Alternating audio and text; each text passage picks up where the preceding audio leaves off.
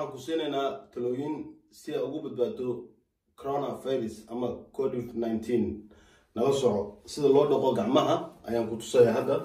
mar waliba guriga timaadid gacmaha qaabka u dhaqanaysid ayaan ku tusayaa waxa ka bilaabaysaa markuu ugu horeyso tissue-ga halkaas ku saaran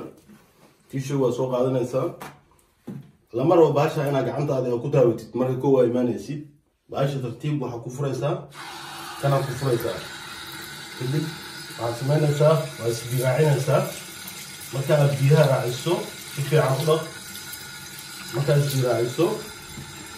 waa kan shampoo yar gacmaha si fiican ugu rug gacmaha si fiican ugu rugaysaa gacmaha si fiican ugu rug ilaa iyo gudaha geli biyaha geli meel kasta waa inaad gelisaa intaas markaad taas u geliso kadib waxaad samaynaysaa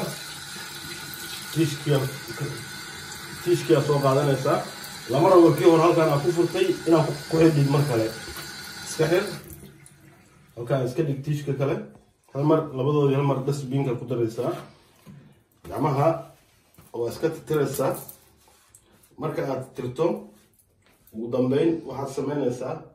spray yar ayaalo inaad soo gadatid spraygan aad u muhiim u yahay jaabka ku qaadan kartaa meel kasta oo aad taabato waa iskaga buufinaysaa gacanta sprayga soo qaadanaysaa gacmaha waa ku buufinay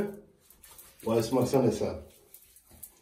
fadlan fariintan qof kasta oo Soomaali ah ha ku wada qaato ha sameeyo si uga badbaado COVID-19 waa maasantiin